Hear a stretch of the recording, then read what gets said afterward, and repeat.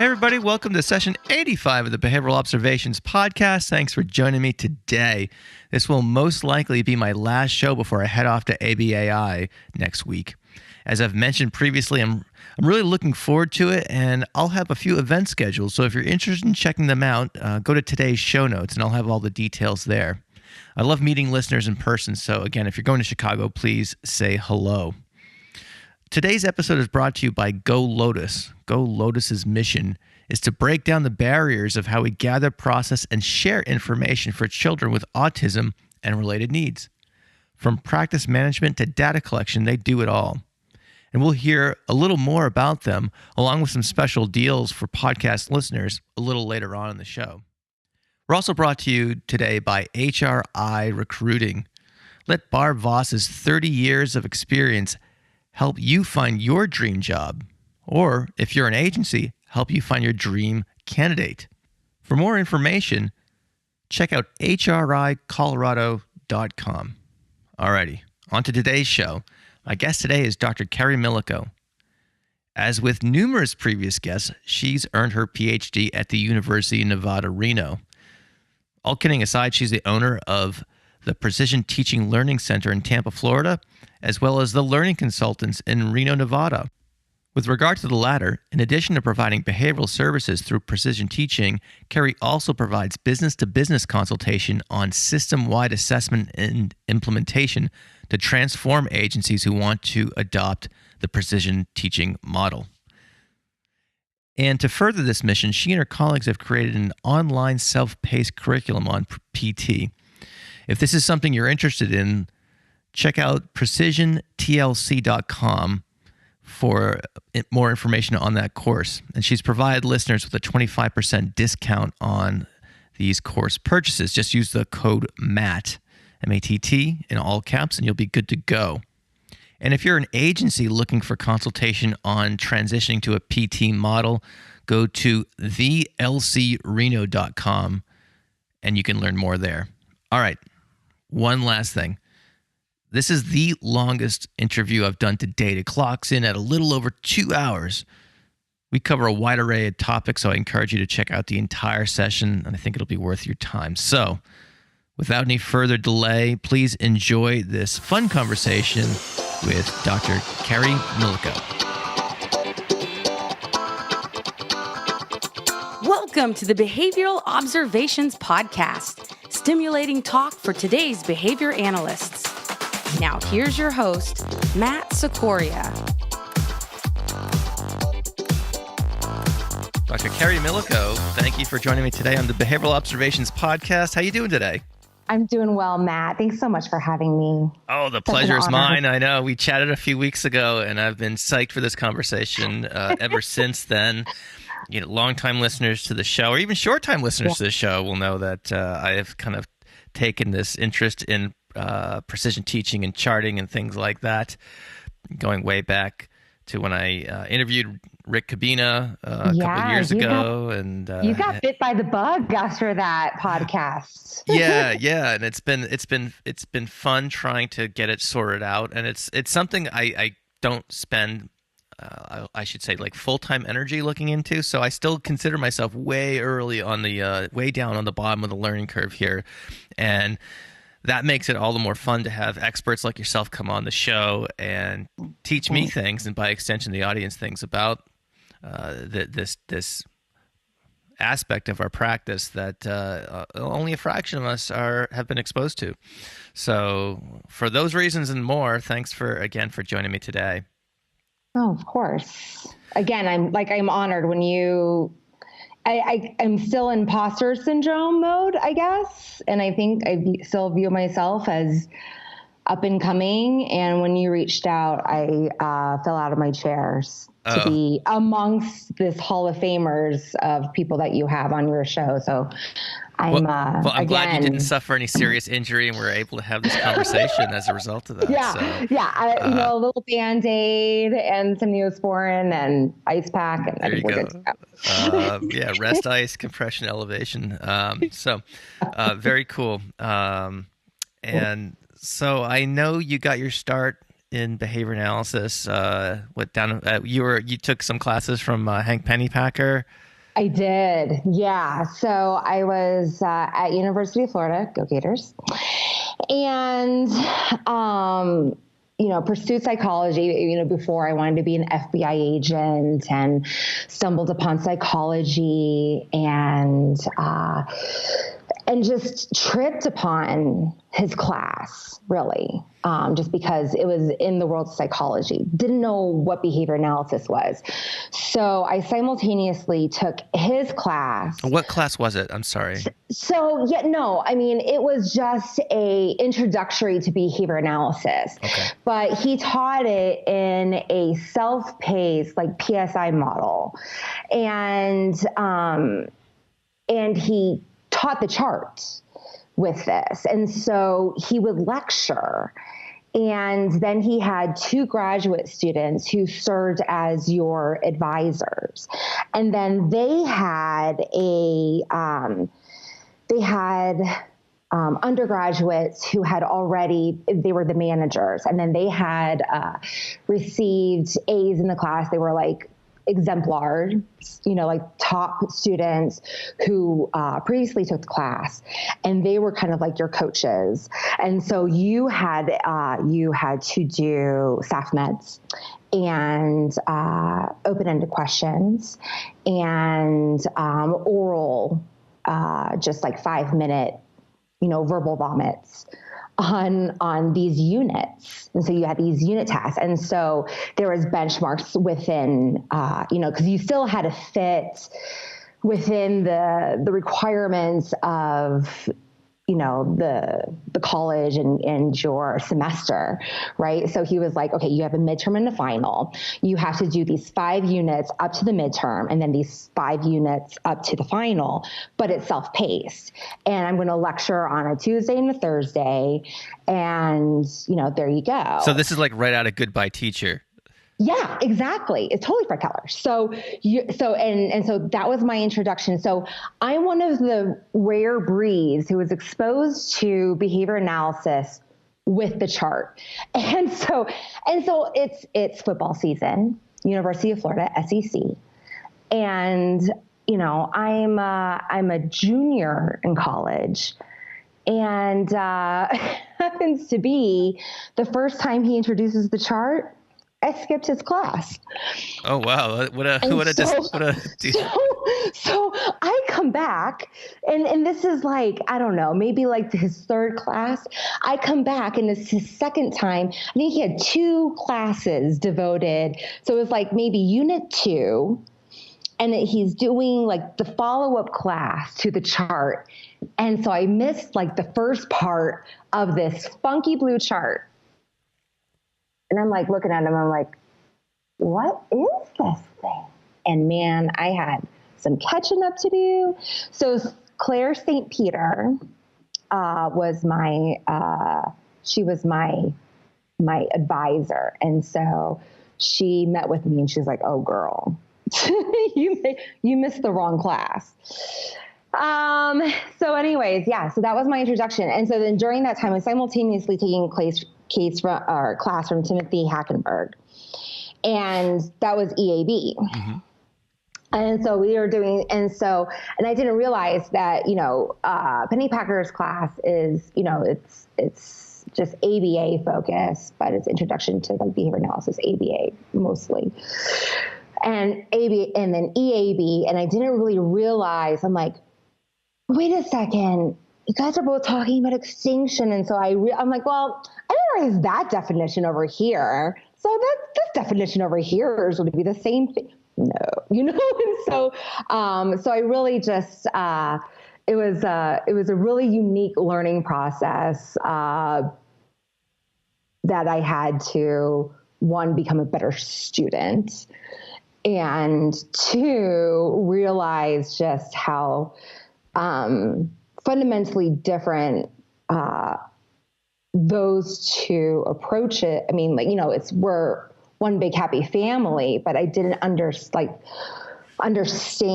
the differences of the 2. But yeah, that was my first exposure to behavior analysis. So you took those 2 classes in the same semester? Yeah. Oh my. And so My first exposure to behavior analysis in general. And like before psychology was like abnormal and personality and I had the very same, a similar experience in that I was, it was kind of and for me, I was a mediocre college student, and it was when you said it changed your motivation. It certainly, after taking my first class in behavior analysis, and I was actually probably more into the second class when I realized, okay, this is really something. This is really something I want to do, and B, this is something I need to go to graduate school for. It totally changed the reinforcement for going to class and being, immersing myself in the material rather than learning it in a perfunctory way, such as to get a grade that's not going to upset my parents. So well, and it just made sense, whereas like the abnormal psych was fun because, you're just diagnosing all of your family members. But then, my personality psych course was, he's like, oh, you're just not going to really get it. If you just do this self-reflection project, you're just going to get an A. This is just good for you. Oh, no. And you don't and he goes, you don't even have to and I'm like, with me, without like realizing contingencies, and I'm like, dude, this is a big auditorium. And I'm like, okay, so then I'm not coming to class and I will just turn in a fluff paper at the end about how much I learned about myself. Oof. Done. Right.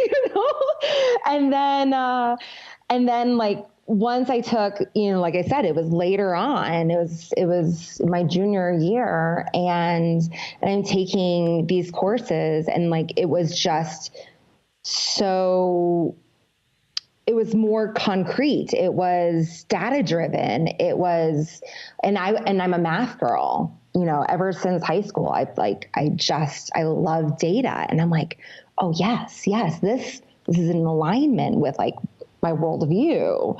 And I didn't even know that I had a worldview really at that point in my life. And I was like, yes, same thing. Then it tapped into my reinforcers. And I too was like, yeah, okay, this is where I wanted to go. So then I was like, yes, okay, grad school.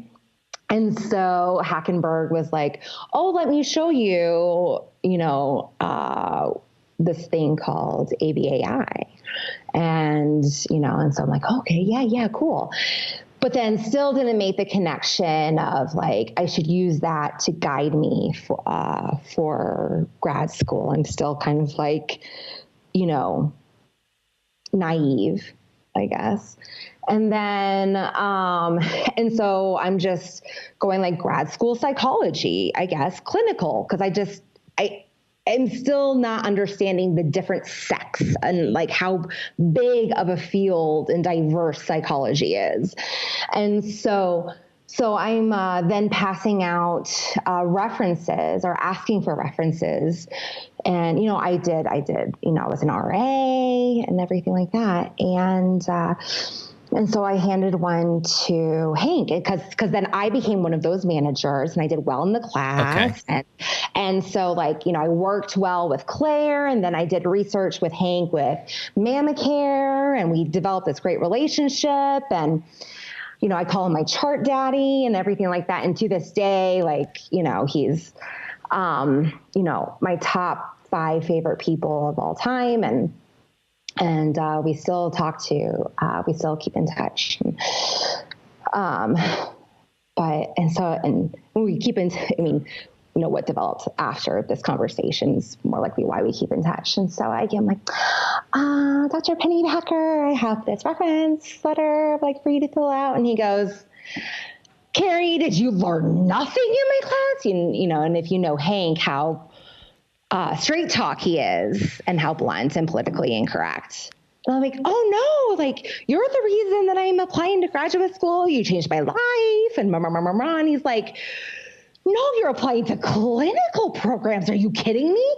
Did you learn absolutely nothing? Oh my gosh. And then, here I am just like, I look back now and I feel like I was a teeny bopper. And so, and I'm just shaking in my boots because I've never had more respect for someone in my life, and here they were calling you out. He's just tearing me apart, and I'm just like melting there in his office.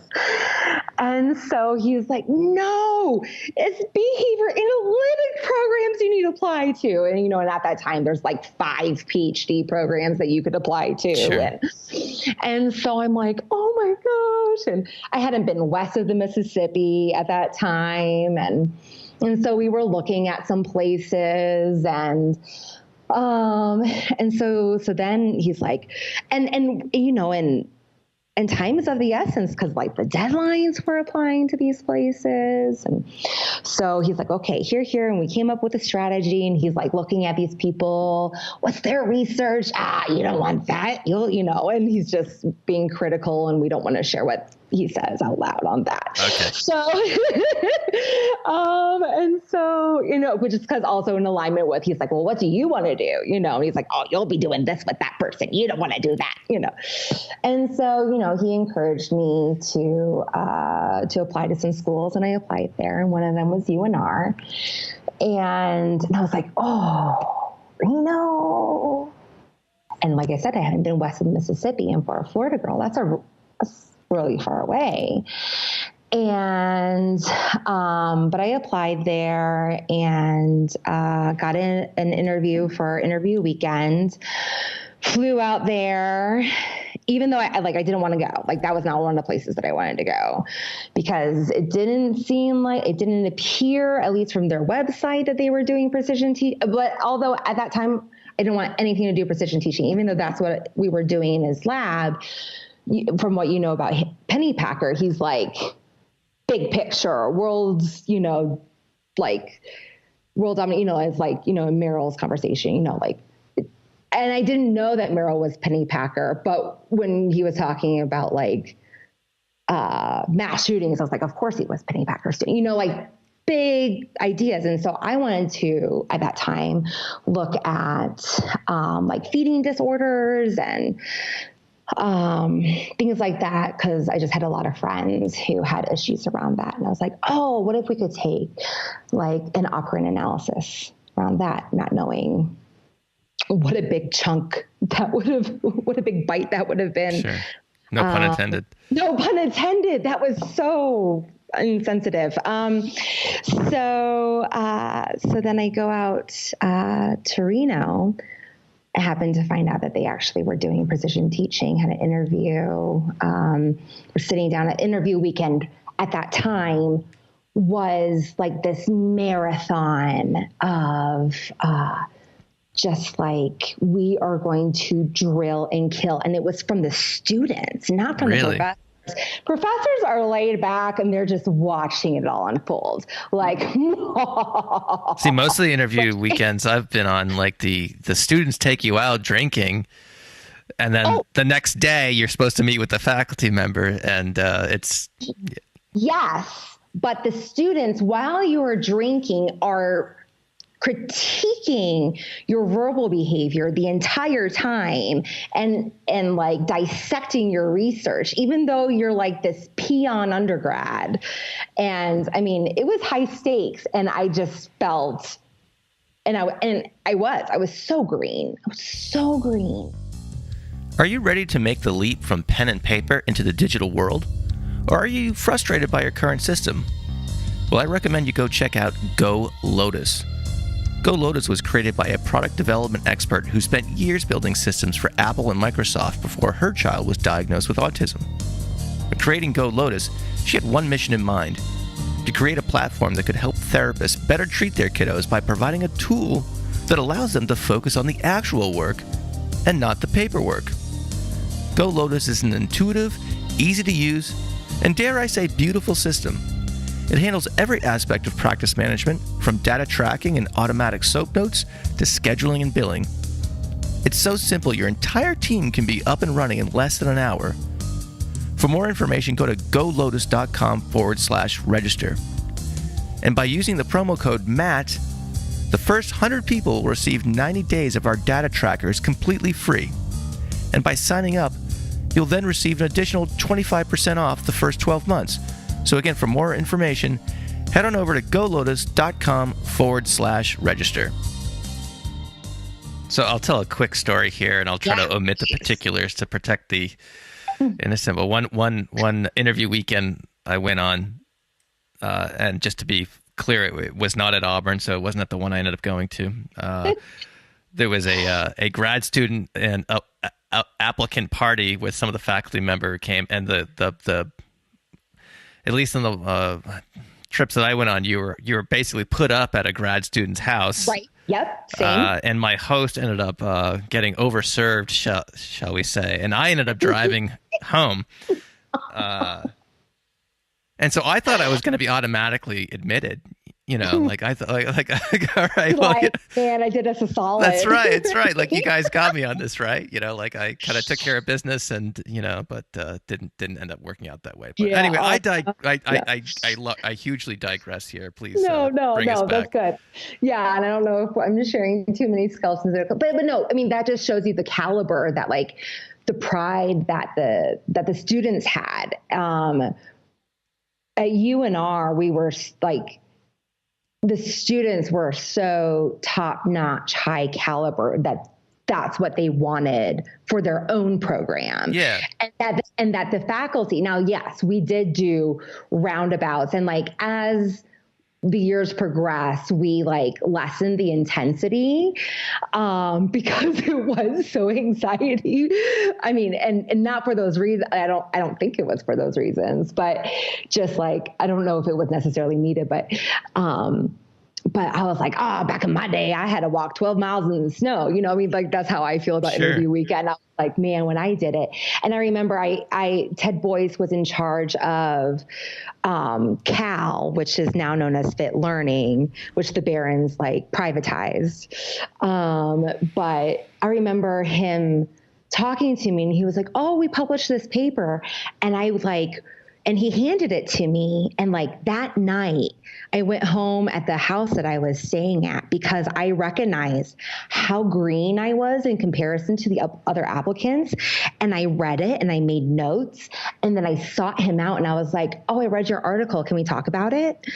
Because I knew that I was like, girl, you got to step up,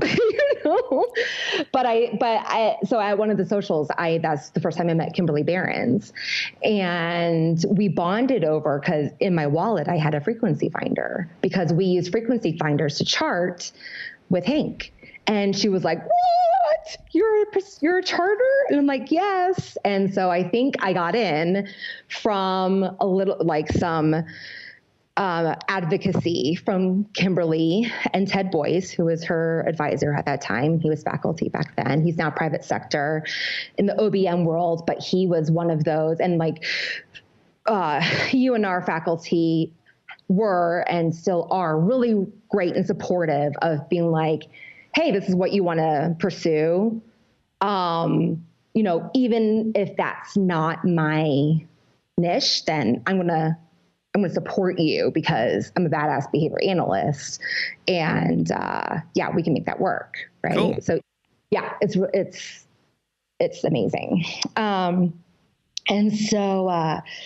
and then that plus, so when I met with Pat Gezzi, who turned out to be my dissertation advisor, Ted Boyce left, and Pat then adopted me as an orphan in his lab. He goes, so again, interview weekend, I'm naive and green as the grass.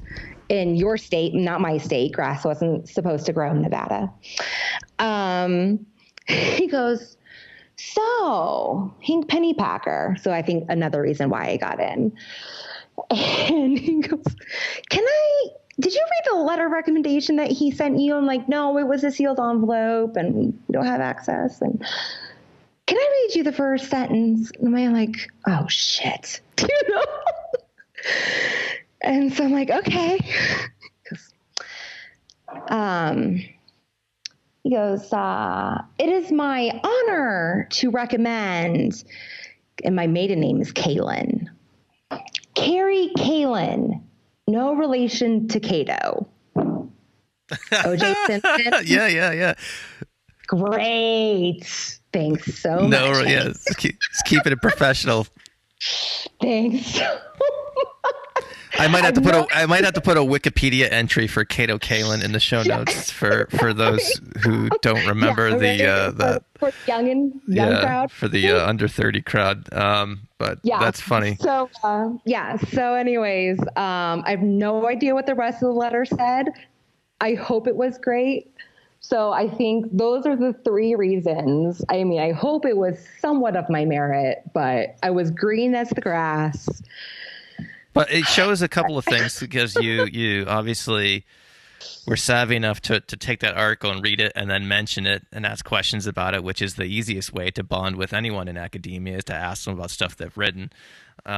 You know, and then, you know, be prepared to be there for a while would be another, you know, the consequence of that. So that's always a good strategy, whether, you know, and I don't mean that in a manipulative way, you know, I found it to be a very easy way to connect with initiative. Let's all right. Yeah. And if you have Kim on your side, I can't imagine saying no to her has any efficacy, because she seems rather persuasive, and so and I didn't even know what a strong powerhouse of an individual she was at that time. I was just like, oh, she's gregarious, she's fun, you know, just happened to, you know, and she was a senior, you know, person, lab member at that time. And, you know, she was making the rounds of talking to all the newbies, which is something that a responsible student does when, you know, during interview weekend at that time. And then I think, you know, and as a passionate person of the chart, I think it just, I don't even remember how it came up, but I'm sure she was just like, you know, measurements or something like that. And I was like, oh, I got a frequency finder. And I mean, it just happened to be in there because we would chart, you know, I was a manager. And so we would meet our students out in anywhere on campus, and we would use the frequency finder, and it just happened to be my wallet. And she was like, what? So yeah. It's like a secret membership card or something like that. So, and the thing is that nobody uses them anymore, or very, very few of them do. But so now it's even more secret, I think. I think I have one around here somewhere. But anyway, go ahead. So what did you end up studying, and how did at UNR? So, you know, I pursued precision teaching quite intensely, obviously. My thesis was on rapid automatic naming and looking at speed or you know, high-paced rhythmic responding as a generalized operant. And then my dissertation was on percentile schedules of reinforcement, which I got and still am really jazzed about. So I see. All right, cool. Yeah. And so fast forward us, because I know a little bit, because I know you've in trying to put this conversation together, I was trying to figure out exactly what you do, and it seems like you have 15 jobs. And all of them seem very impressive and very cool. So bring us up to speed and try to demystify this for me here. Earlier, I was described as a serial entrepreneur. Yeah, you know that word. So upon graduation, at UNR, one of the great things about that program is that we had a practicum placement for credit, and then we also had a stipend placement for pay. And when you graduate, you have all of this experience with all of these different placements, and at that time was a self-capitalized model, and yada, yada, yada. So during that time, I was, as mentioned, working at Cal, which is now known FIT, and growing up in a small business family, I knew that I wanted to move back to Florida, where my family's from, and open up shop under our own banner. And so my husband and I did that upon graduation. So we did that under Precision Teaching Learning Center. And so there we developed curriculum and, just a little nice concierge boutique academic based learning center in Tampa and got that up and going. And then, but still wanted to miss the academic setting. And so got in with the University of West Florida. And those people out there are really amazing, great. Dana Beddick is, in the whole program, Leisha Berry, who's hooked up with the Cambridge Center, they appreciate precision teaching as well. And so they've also allowed me to play around with creation of some of their graduate program or graduate classes. And so they've allowed me to have some of their classes that teach about precision teaching, which you'll find rarely in graduate programs. And actually, I don't know if she didn't tell me I couldn't tell anyone, but that sounds like consent to me. I'm just kidding. I'm kidding. Ascent. I don't know. Yeah. They're adding some new programs to their master's schedule. And one of them is instructional design, which they're allowing me to create as well. Ooh, very cool. Yeah, right? Super sexy. And then they've also brought in precision teaching in learning the content across all programs. So they employ Chartlytics, which I think is a starting trend for some online master degrees programs. So that's good. And so that keeps me in. Can I just pause you there for a second? Because I think that is, not that that's the only way to do effective instruction, but especially in an online program, you really need to. You don't want to just put up someone lecturing into a camera. Exactly. You really need to be thoughtful about how that instruction is delivered, so that someone can maximize the benefit out of that learning modality. That of course, there's all these arguments. Is it pro or con in terms of brick and mortar and online, and the more I guess thoughtful that instructional design is, the less it would mitigate some of those concerns that people have about online education. Exactly. You have to be more thoughtful with the online program. And one of the things that I have seen as the discrepancies between the two, and there's, like you said, there's the pros and cons, but. And that doesn't mean that someone lecturing in front of 300 people is the gold standard either. No, we need to be realistic. It doesn't. Yeah, exactly. It doesn't mean that anyone in that lecture hall is listening, right? Exactly. They're doodling, they're playing Bejeweled, like I said, I didn't show up and I wrote a paper and said, this is what I learned about myself, right? Like I just gave you tons of examples how I didn't learn in a lecture hall. But at the same time, what was missed, so for graduate school, I would say what was great about my time, and I'll just speak for my experience that I had in the brick and mortar, is the lab. So when I'm sitting in Pat Gezzi's lab and I'm listening to my senior lab mates present research, and I'm listening to their verbal behavior around it, and I have a little bit of coercion there around, in the sense of making sure that I'm utilizing precise terminology. And so there's a little bit of a shaping process there, or refinement, if you will. And so there's a practice, and then when I present, and then I have an opportunity to present. And so, sometimes I think that there's some programs that do allow for that online. Sometimes there's programs that miss that element. One thing that I've been trying to do at University of West Florida that Chartlytics has allowed me an opportunity. They've actually given me free reign, which they're like, all right, princess, we'll let you do this. Because I was like, I get really grumpy when I do it this way. Can I do it this way? They're like, okay, princess, we'll let you do this. And what is it that you want? It was it was the way that the SAFF meds were originally created, and I was like, you know what's they're attending to one word in the SAFF med, and it's not shaping up the verbal behavior that we actually want to maintain. Hang on. I'm sorry to interrupt. No, that's right.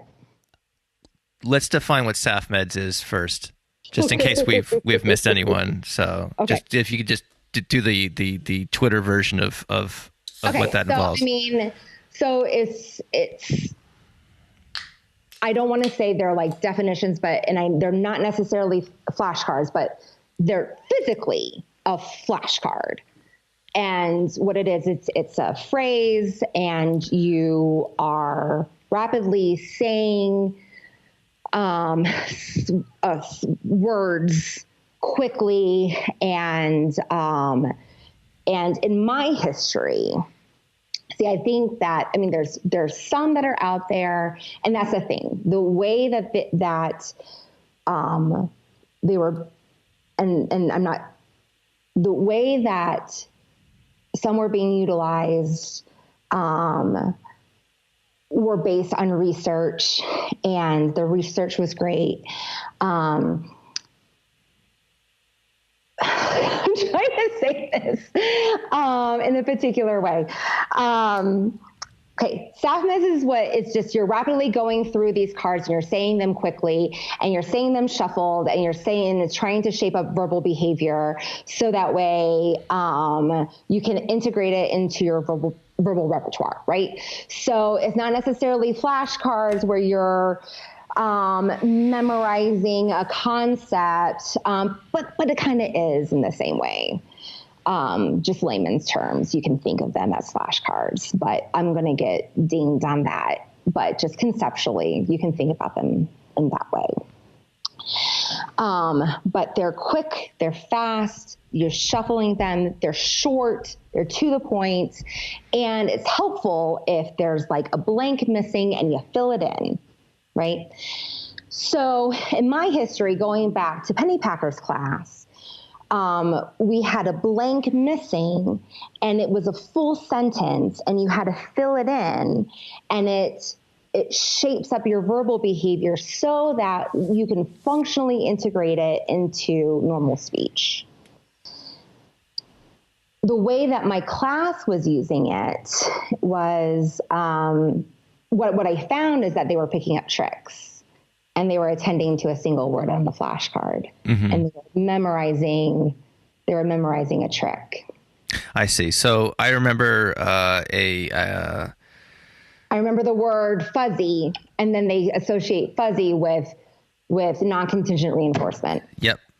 I remember doing that with some online prep modules when I was preparing for the exam way back in the day, and I think they've since caught on to that and have multiple examples that address the same concept, so they can impart some variety in that, so you can't say that you connect the dots using stimuli that aren't the ones that are intended to elicit the desired response. Right. And so then all that was required of the student was just to say the term. And that, if you go back to the SAFF med literature, was all that was required. Just say the term. So if you see fuzzy, non-contingent reinforcement. Oh, I remembered that this card is bent. And I remember that it's,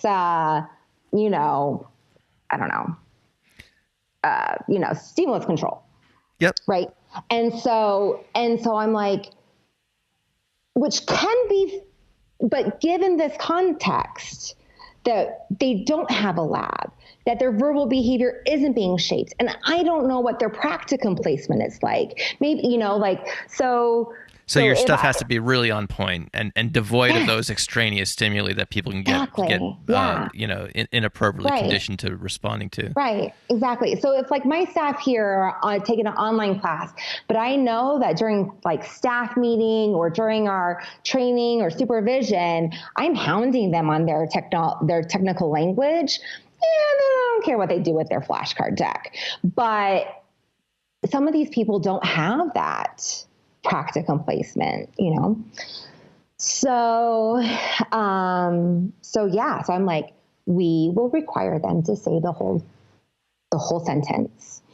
And therefore it's like muscle memory. Right. And so my class was the test pilot for it. And, we don't have necessarily like macro level measures to test yet. I mean, we're rolling this out to see like, okay, on these like skills down the road or something like that, but just their verbal behavior around it as I'm talking to them about like, what do you think? And they're going, you know what? I showed up at an IEP and just talking about it, it was like rolling off my tongue because I'm practicing these a minute a day and I wasn't searching for the words. It was I'm like, that's exactly what we're trying to produce. Or like when my supervisor was asking me like, well, why do you think that?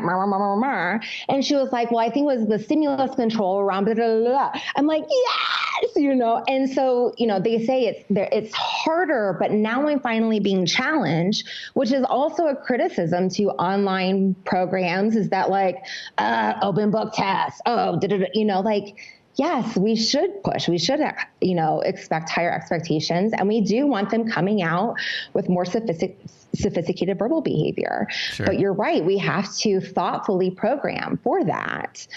And so it comes around with like thoughtful instructional design. So bring us back. Yeah, really I apologize for going on a digression of online learning versus brick and mortar. So you were telling your story before we can make it great, but we have to be thoughtful around it. Yeah. So we did that. And then, I baby.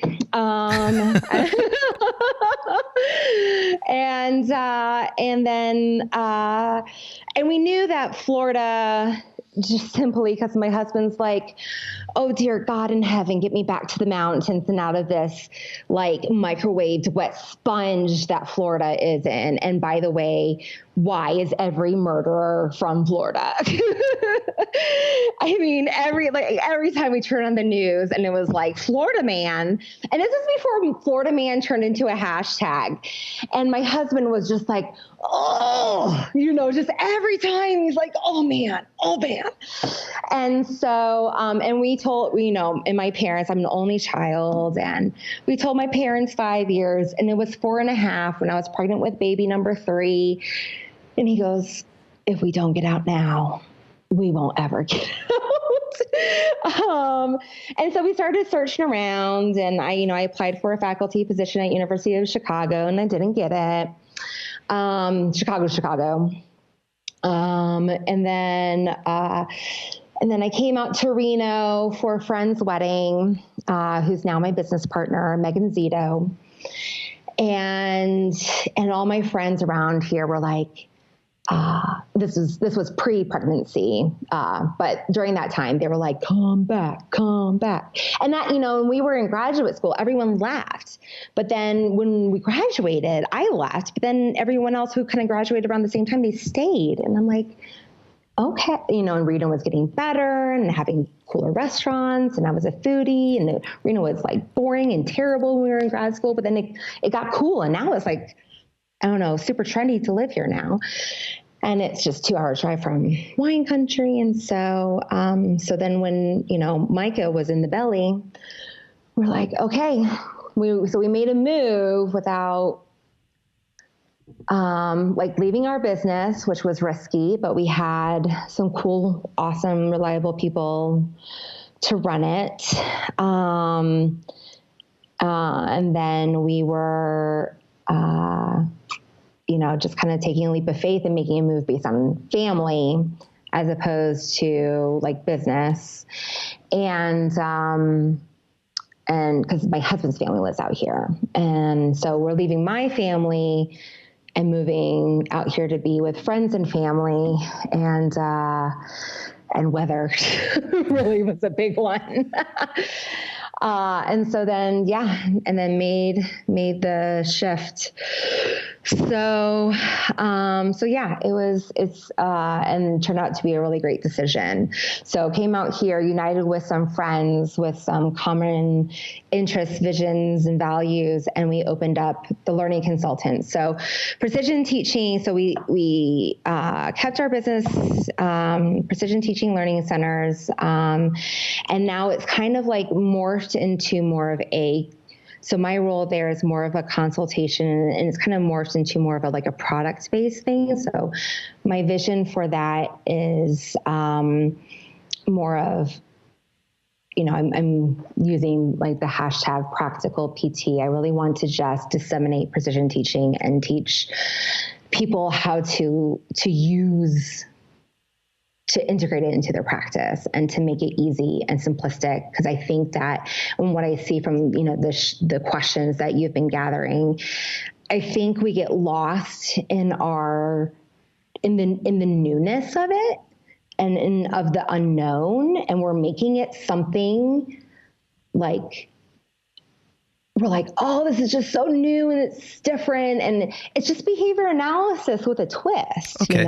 So having said that, I wasn't really thinking of jumping in, but I think you've broached the one of the many questions that we did get. And I think it's a great segue is that, and so rather than doing kind of a standalone listener question segment, I'll just, kind of drop some of these in here as we see them come up. But one of the questions that Christine sent in was, how do you put this into practice? And she says, love it. I love it. It's like actual steps. I love that, Christine. That's awesome. Which is like, how do you do behavior analysis like actual steps? And I was like, oh, Christine, that's like the biggest question ever. It's such a great question because it again, it just points to where people are on the timeline or the learning curve with regard to this sort of thing. And so let me kind of elaborate on Christine's question. And Christine, I apologize if I'm taking this in a direction that you didn't intend, but let's just say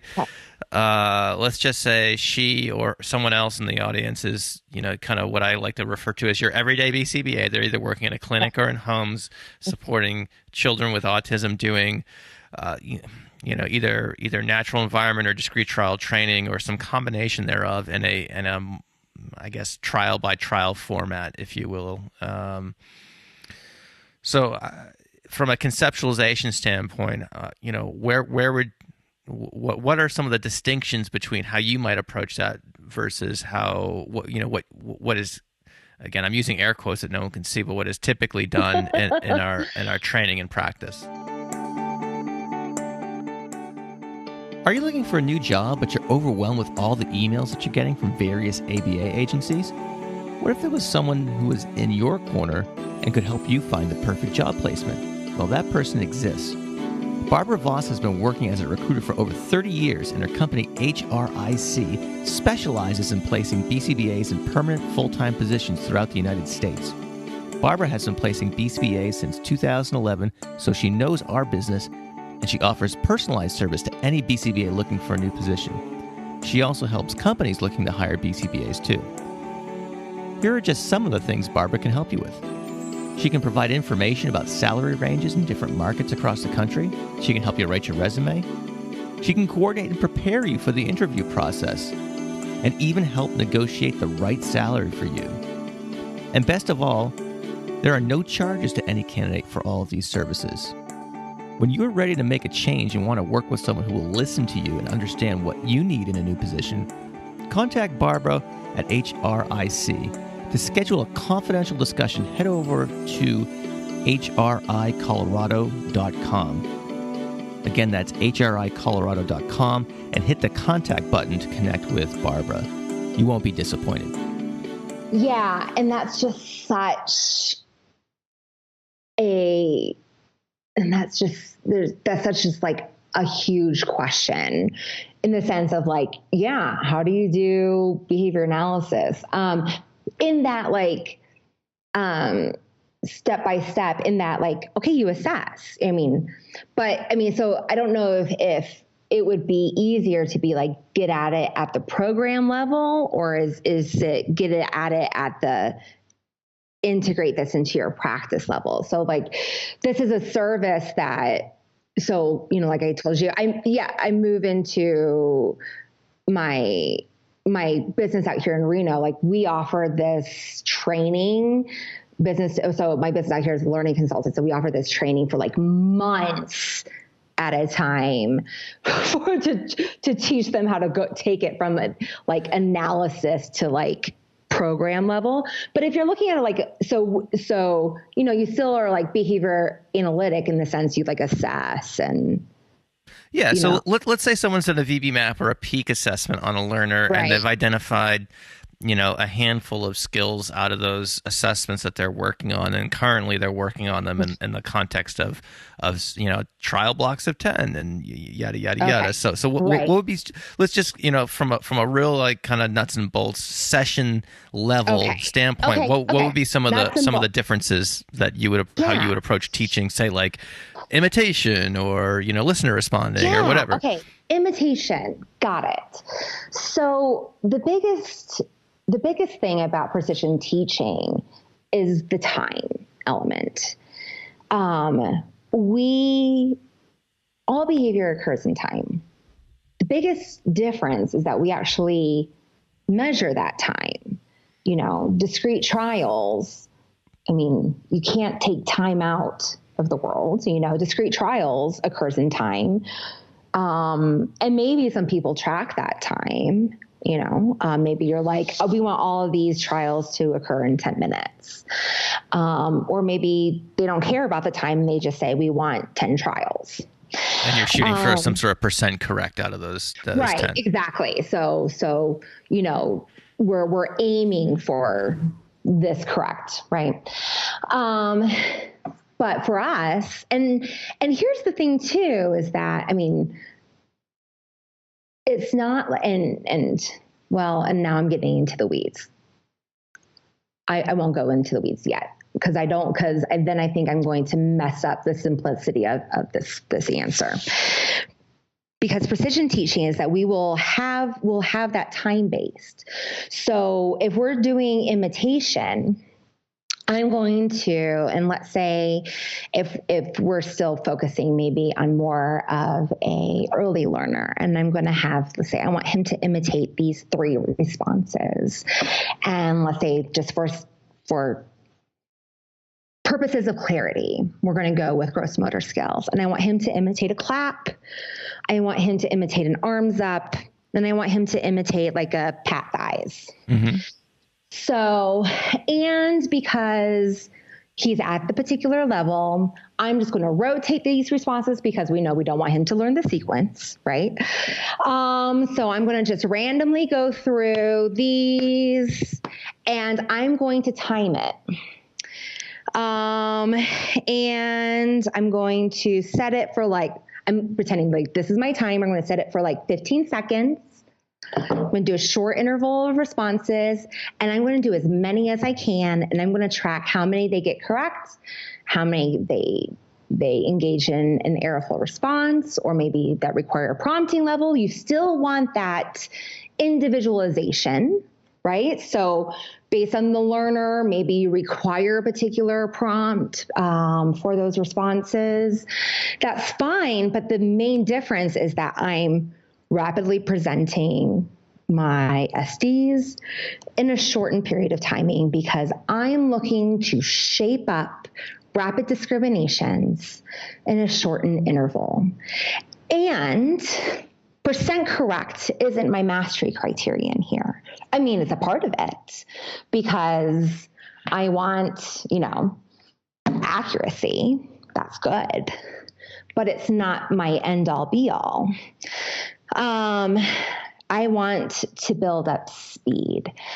Now, my classic example that I always give for why, and, it doesn't necessarily pertain to this one learner for gross motor imitation, but you'll understand my point. Sally and Bobby take a test. They both get 100%. Sally takes 15 minutes. Bobby takes an hour. There's obviously a difference in those two learners. But the accuracy doesn't show it, right? Yeah. So same thing with gross motor imitation. So if someone imitates my response and it's a little slow, but another person's over here like jamming out, right? And they can do it quickly, or they can do it. And we program for that, right? We're saying like, oh, if it's less than 3 seconds, then we consider it an error. Or, our mastery our mastery requirement is like 10 targets as opposed to 3. But like what we want to do is that looking at that, what we call acceleration. So on the chart is that it's a learning line. So it's a trend across frequencies, or in precision, we call frequency rates, which, I think you can listen to previous podcasts on your podcast. Right. The last 5 minutes of Kim Barron's episode for anyone who's. Yeah, exactly. And so that was her advice to newly minted BCBAs, if I'm not mistaken. It was like learn the distinction between, I think frequency and rate. Yeah, it wasn't this overarching like you go to conferences, or right, professional, network, Exactly. Anyway, go ahead. So it's this projection of learning. And so you see it over time. So it's like, we don't see learning stop at accuracy. We see it progress. So, it shapes it up. So I think when we include the analysis within a time frame and, we go beyond, percent correct. But yet we're still doing what you would do in being individualized, in using prompting if needed, but we want to be sensitive to imposing behavioral ceilings. We want to remove them as much as we can. We want to go towards the free operant as much as we can, because that's our goal, right? And sometimes we need to meet the learner where we need to and impose a restricted operant preparation. But we may need to shape them up to be a precision learner. Because that, sometimes that's who we're presented with. Can you give some examples of both of those cases? There's a great question both Jen and Diane wrote in, and they're looking for tips to explain PT implementation and charting to non-behavior analytic people. And so, using those terms, of course, we're speaking to a behavior analytic audience, but I do have some listeners who are either very new in behavior analysis, or I have people who surprisingly, and if you're in this audience, thank you so much. But I have some lay people who listen to this show as well. So so talk about that give some examples of that, if you could, please. Yeah, and I would just, and I'm always kind of, I'm always gentle in how I explain precision teaching to, or charting, to a non-behavior analytic audience. I say, like, this is like the engine, what you really want to sell to the non-behavior analytic audience is the car. The engine is what makes it work. But when you're selling I'll speak for myself. When I go to a dealership, I'm like, okay, so let's talk about trunk space. Let's talk about where do for my kids in the back seat, let's talk about like where the air shoots. And so I want to talk about what are the outcomes that are produced from the chart. But if you just talk to me about the engine, my eyes are going to gloss over. Right? Because I'm like, yeah, I want to make sure that works. And that's great, because if it doesn't work, all the rest of the stuff isn't going to work. But you talk to me about horsepower and I'm like, okay, great. Right. So I actually wouldn't, I'm going to get burned on the cross for this, but when I sell it, then, once I get the buy-in, then I say, okay, so now let me show you what you just saw there. And now that I have buy-in, now I'm going to show it to you here. And that's when I bring them to the chart. Because when we're dealing with non-PT people, non-scientific people, like you can't pitch science. We know this politically. If we go and try to sell science to people who don't buy science, they're still not going to buy science. I mean, and that's just my view. Like you're trying to present to them a worldview that they don't buy or understand, or it's not meaningful to them. Right. So you sell the benefits, not the features. Right. Exactly. And so like when it comes to SLPs and OTs, now granted they're working with, but like they're involved in the child, they're involved in the curriculum, and they're more of like, the organism and they're more, like at least the OTs and the SLPs that I work with, they're more touchy feely. And then when I bring out the chart, and they're like, oh yeah. And they're nice. But they're like, ooh, cool curriculum. Right. And they want to talk to me about scope and sequence. And they want to talk to me about prompts and placement of the tongue and stuff like that. But, when I watch them do their work, they're not taking data. Or when I'm working with, some special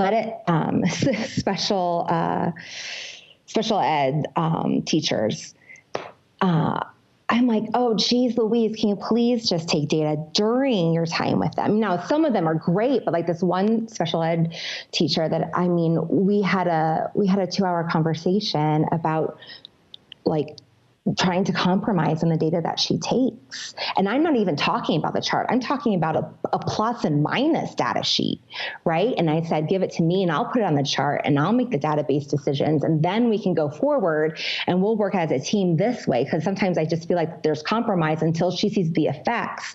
And then once we get buy-in there with the curriculum and interventions and like, you get the transformation and the aha moment. And then that's when I say, now here's this tool. Because I think that it is the aha moment that they need. It's the believing part. So I think in my life, I've tried, in my life, when I've pushed the chart first, it's been crickets and it's been, blinds closed. And it's been when I've been like, here's a curriculum, here are videos, here, look at this learner before and look at this learner after, see how they've transformed. Like when you see the outcomes, when you've seen like the quickness and the speed and the agility, then they're like, I want that. Then you talk about the engine. Well, it's a good dissemination lesson in its own right. So let's say we've got someone and they're, again, I want to bring it, I want to keep kind of referencing back to someone's session with their learner. And so let's say you have a learner who is working on answering WH questions. Yeah. And so would you, just kind of going off the example that you provided a few minutes ago, rather than having some number of questions that you'd You'd answer. It wouldn't be a list of 10 questions. It would be how many questions they could answer correctly within a specific range of time. Within a specific time frame. So maybe you have a scene. So I actually just wrote a program I wrote a similar program about this for one of my learners. So timely, Matt. You got a little, do you have a video camera in this room? So one of my learners, we have this program running during a social hour. Not an hour time. And so he sits, during lunch, and we're doing who questions, and we're working on concrete features. So who is wearing a green shirt today? Who has glasses? Who is eating a sandwich? Who has right? So things that he can visibly see. And so we're doing it now. Now this isn't in a short, necessarily 15 seconds. So I do want us to free up for everything is going to be really short. But so it's a little bit more casual in the sense that, okay, we understand that this is going to be paired with eating. We do want it to be rather like a conversation-ish. And now if I did want him to be drilled, I could sit and we could do this at the table, but in the sense that I want it to be who, I want it to be live. I want it to be prepping him for conversation because that's the direction that we're going for this learner. And I want us to sit here and it's, he's eating and I'm preparing him for conversation at the dinner table with his parents. And I'm like, who's wearing glasses today? Oh, Jenny's wearing glasses today. Oh, okay. Who's got the yellow lunchbox? Oh, so-so-so's got the, and my count, because I'm working on the more sophistication of his language and because he would just say, Bob. I want him to speak in sentences, so I'm requiring that. And so what we do is that we model for the pace that we would have for a normal conversation, and that's my requirement. I don't want it to be super fast, so I'm not going for this absurd high frequency. So that's another misnomer about precision teaching, is that we're fast people. You can tell that I'm a fast talker and I ramble, but, we're not necessarily going for, 500 words a minute or 500 sentences in a minute. I want this to be casual because we also don't want to sit here and produce little tiny robots. But I do want him to be fluid. And so precision teaching is a tempo. Think of it as tempo and not fast, right? Okay. All right. For some things we want fast. So for some things we want letter sounds and math facts and things like that. But it's still a tempo, right? So it's the products of fluency. So like a golf swing, if you do a golf swing fast, that ball isn't going to go where you want it to be. Yes, right? I have direct experience with that. Yeah, right? Same. But if it's too slow, you're also going to shank it, right? So it's got to be at the right speed. So letter sounds, it is fast, but that's the right speed for that letter sounds. So it's the right, but if you go letter sounds too fast, those sounds are going to sound funky. So I have a little learner whose letter sounds, he was going too fast and they were just all jumbled together and you couldn't understand what they were. So there is a sweet spot. And so that's what you're looking for, is that sweet spot. Yeah. So in that case, it sounds like going too fast degraded the accuracy. Exactly. So while accuracy is important, it's necessary but not sufficient. And we are looking for and while a lot of behaviors need to be faster than what we're training them to be in traditional ABA, not everything has to be as fast as you can go. Mm-hmm. Because if we're sitting here and we're training mans as fast as you can go, we're all going to be annoyed. That's right. We're going to have the world's most annoying child. Right. Exactly. We'd be like, stop asking for everything.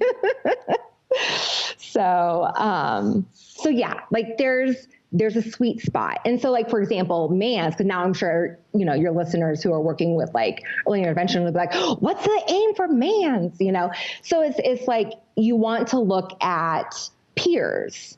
So what is the appropriate asking of someone around that age level? It's like, so sit and watch. Like, so for whatever it is that you're looking for, sit and watch and saying like, okay, so like I had a boy that I was working with, and he's in the lunchroom, and we're working on social skills, and I wanted to see about like the frequency of him like initiating and talking to his peers in the lunchroom. And he doesn't need to be the most popular kid. And I want to respect his autonomy and dignity and stuff like that. But like, man, I want this kid to have friends and help improve some of these social skills. So I took two random kids that are at the lunchroom table, and I looked at their frequencies, and I took the frequency of my kid and I compared them. And so that gave me some like bandwidth to serve as aims. So that way I know, okay, so this is my benchmarks. So that way when we work on some of these social skills, then I know at least these are like some projections that I can work with. And so we can work on these social skills over here in isolation. So that way when thrown into the lion's den of the cafeteria, that's like my application check. And I can see then how he performs in that context. And then if I don't see emergence of these social skills in that context, then maybe I need to do a little intervention in that context and see if that helps or not. But usually intervention in that context results in like the opposite effect, because you're like, get away from me, adults, Right. So while we're on the topic of assessment, again, I'm going to kind of weave in another listener question from Beth. She says, I am interested in hearing Kerri speak about the assessment she prefers for assessing missing elements / tool skills in the youngest learner, and her input on scope and sequence of early learning skills such as joint attention, recruiting and initiating, the big six, etc. Yeah. Well, and even earlier tool skills than those, my favorite assessment right now is Steve Ward's, I'm gonna mess up on this name. I should have looked at, the good learner, and the inventory of the good learner repertoire, or it's a combination of those words. But it's great because it gets to, that learning to learn, as we just kind of collectively call it. That whole assessment is learning to learn. Are you familiar with that assessment at all? Yes, I haven't seen it, but okay. I've heard Steve Ward is one of those people that I just have to have on the show at some point or another, because so many people have referenced him either on air or off. I've heard it. Yeah, it's like the good learner repertoire or some such thing. Right. I'll run that down and put a link to that in today's episode. Okay. Yeah. Too. And it's great. Yeah, it's great. In the sense of like, there's just so many soft skills that the learner needs in that, but it doesn't necessarily address exactly what Beth was talking about here. And like Peak and the VB map actually don't address some of those tool skills either. They start above that. So I think that there's a gap, and I have yet to find an assessment that actually addresses some of those. And so that's something that my business here, the Learning Consultants, have actually been actively trying to create. Right now, what we do is pinpoint, and so pinpoint is what precision teachers call, is like our version of a loose assessment. We, have a list of skills, and we identify like the beginning frequencies of a learner, and we have aims for where they need to be, and then we just identify missing holes there. So it's like a curriculum-based assessment. We're working on formalizing that, but yes, I agree. There's no that I have come across. There's not a formalized assessment out there available for purchase that I have really embraced. I see. So I'm sorry, Beth. I wish I had a better answer for you to be like, oh yeah, girl, go grab this one. But the good learner repertoire would be the one place that at least is in that direction. That would be something to get some people thinking in the right context. Right. Yeah. I mean, that's the assessment that I start with number one, when a learner comes to me, when they just start therapy. Like, this learner comes to me like, with minimal skills. And I start there. I present to them with a graph, and they have a nice table laid out, and I present them to the parents, and I say, some of them is like, this is learning to learn, and they need to be up to here before we can even think about any sort of like learning in a classroom type of setting, because it deals with like condition. I mean, he gets into like conditioned reinforcers and stuff like that.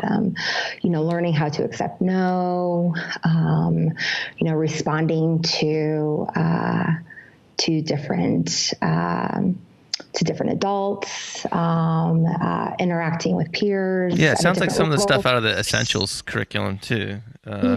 Yeah. Neat. All right, cool. A couple other cool questions that folks have sent in. Kerri, I have the best listeners because these guys make my job so much easier. So I'm just gonna kind of roll with some of these. Let's see, what was the other one I was looking at? Lindsay asked, I started using precision teaching with my students. All right, Lindsay, way to go. I am seeing great progress with most of my students, but I have a few that are making slower progress than others. Their accuracy is near perfect, but their rate is still slow. What strategies does Dr. Milyko recommend for increasing the rate of responding and improving fluency? Yeah, and this is something that as precision teachers come across on the daily, so you're not alone. The first question that I ask myself is this a program concern or is it a learner concern? In the sense that, like, one thing that is consistent, precision teaching curriculum is not widely spread. So whether I don't know what curriculum you're using, if it's one that's been pre-established and well-tested, or if, girl, you got scrappy, and kudos to you, because I definitely encourage that. Just make sure that, there's not like a ceiling imposed on the program that you created that may have slowed down the learner's response. So just make sure that there's nothing inherent in the program itself that's making the learner slow. Would that be like looking at like materials and stuff? Like, is it like if they're doing like flashcards, or is the flipping through them slow? Exactly. And if you use like a worksheet where you're pointing to stuff instead, that might be. Yeah, exactly. Or vice versa. It could be, materials could impose a ceiling.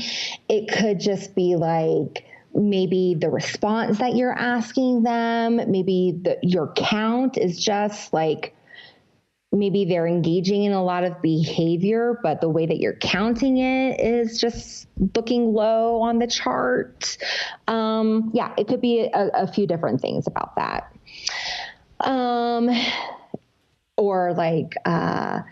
Or just how they're engaging in the response. So like I teach a curriculum workshop, and I give some like examples and non-examples. And one of my non-examples, we like to get crafty and creative sometimes. Well, especially like if we pull off ideas from Pinterest, if you will, because we're like, oh, we look with little kids and we're going to be creative and stuff like that, because, we get criticized for being too sterile in behavior analysis. So I see sometimes we try to counteract that by like, oh, look, we're using colors, Right. And so we're like, oh, I'm creative. I got this from Pinterest. But so one of the the examples I pulled was Pinterest, and it was like letter matching, and it was this tube of like a empty tube of paper towels, like, it's paper towel tube, and it had stickers of the letter, like just letter stickers on it, and then you had to match with these other stickers, and you're just letter matching, which you could easily just do on a worksheet, right? So like, if we wanted to just teach the skill, we do a worksheet, and it would be sterile and it would be better. But no, we're trying to be fluffy and creative. And so we're going to use this paper towel holder thing. So we're going to introduce some fine motor stuff along with the fine motor. And now we're using some, we're using some searching and scanning and but it's imposing a massive ceiling, right? Which is fine if you're doing like trials and you don't care about the time it takes. But we're in precision teaching and we do care about the time. So in that case, that would be a program concern because you're imposing a massive ceiling to that letter matching. It's super creative. It looks good to the parent. Oh, look at you. It's colorful. It's scrappy because you're reusing a discarded paper towel holder, or I keep on calling it a holder. But, you reduce the amount of practice opportunities. Are you actually measuring what you want to measure, because you're actually measuring 3 different things on that thing, right? So I would say like that could be slow, right? So anyways, that's what I mean. Like, is it a program concern? And it's not necessarily maybe it's not a concern, but it's slow, right? So can we necessarily say that the learner is going slow, or is it just like the program itself is slow? B, can the learner go, or B, number 2, can the learner go fast on other things that's the same, or is it just this one skill, right? I see. So is it like a splinter deficit as opposed to a splinter skill? Right. So if you're doing like flashcards of colors, is flashcards of animals and flashcards of numbers and flashcards are do you see it, is it pervasive throughout the learner's case, or is it just that one program? So it was just that one program, we can troubleshoot, right? We can do some primings. Maybe there's just this one error that's popping up that you can troubleshoot. You can do some enhance the stimulus control of that one troublemaker, take that one troublemaker out and get that fast and then put it in. You can put that troublemaker in a priming. You see, this is behavior analysis. We're using all the stuff on the task list. So just because precision teaching isn't on the task list, by the way, I won't impose extra work on your editor, but for fun and giggles, I just reviewed the 5th edition today. It says free operant. Guess what's the only teaching that's free? It's precision teaching. So free operant techniques, we take it out, we use primings, we use prompting, we enhance stimulus control. We are all over that task list. We use goal setting. We use charting method. They weren't specific on what type of graphing methods. They say whatever helps the learner. This helps the learner. So anyways, we I'm going off task here, but anyways. That's okay. I think so. It sounds like there are a number of kind of troubleshooting steps that you can take if you've got steps, that one. Oh, buddy, I made a list for this one. So I just want to make sure that I help Lindsay because she asked for strategies. So There's that one. Then you have you can look on, so if it's within that one program, if it is pervasive, then what you need is rapid automatic naming, which is what I was talking about my thesis. So he needs little short tasks that just spit things out. short naming things that are easy for him to do because his mouth needs to go fast. So whatever it is, it's naming things, it's saying things really fast. If the naming things is what he's getting slow on, then he needs to freeze say things fast. He needs to say his name or the names of his family really fast. He needs to look around the room and say the things around the room really fast. He needs to say colors really fast or the alphabet really fast. His tongue needs to move really fast. He needs to learn how to say things fast. Okay, so I want to make sure I understand this correctly. So so what you're trying to do in that case is just develop increase the speed of just an operant of the actual musculature, and everything else that goes along with producing speech. Right. Yeah, a bit. Yeah, exactly. And so it's like you're developing the reinforcing properties of what it's like to be fluent. I see. And so capturing and you're reinforcing those high rates of responses. And so that's another thing too that sometimes is missed with precision teaching is that we want to associate reinforcement with high rates of responding. And so when we reinforce increases in speed, then like it's being selected, right? We're capturing that. We are reinforcing that. And then if we can then create that generalized operant, then that's my thesis. Now, granted, it was within a particular learning channel, and if I'm saying free say, it doesn't necessarily translate to C say, but then we can shift. So free say, just for people who aren't up to speed on the learning channel, is basically saying without any visual reference.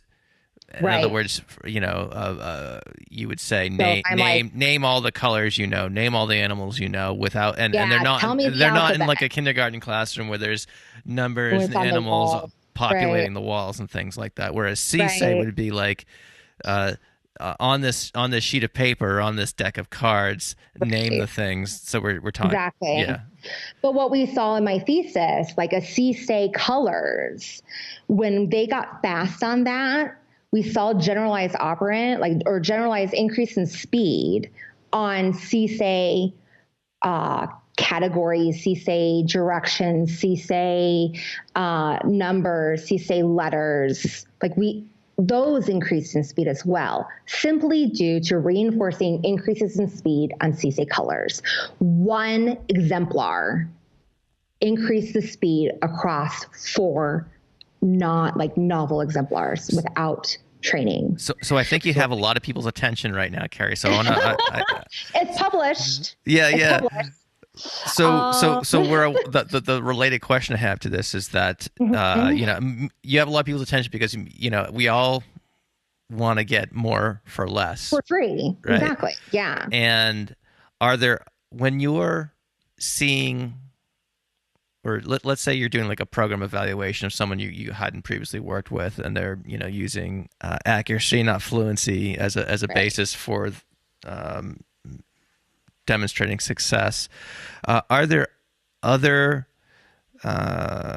pinpoints that you see that generate this great return on investment, like the one you just described? So if I'm not doing accuracy, but if I'm doing fluency, is that what you're saying? Well, when you said with I guess another way of putting it is so if you taught C-say colors and got them up to a particular level of fluency, and that had not only effect on that, but had an effect on a bunch of other pinpoints. Are there other aspects of learners' repertoires that once you get them fluent in a particular area, it has spreading effects? I'm just trying to, what I'm trying to do is, are there other examples in which we can get like that bang for the buck that you just described? Well, yeah, I mean, and that's the whole point of precision teaching is that our mastery criterion is the fluency. And so, what is fluency? My advisor, Pat Gezzi, would be like, oh, the aim, and he would, jokingly talk about this aim as this number that once you reach 80 per minute, the heavens open up and fairy dust falls from the sky and, all of a sudden fluency comes out, and he was joking because, sometimes people talk about it as that. And he knew that that's not what it was. He was just like, laughing. But that's not, what it is. And we have our aim as our benchmark is these optimal frequencies, or what I like to call them. And I got this from Kelly Ferris, who is another precision teacher that should be on your list. She's magical.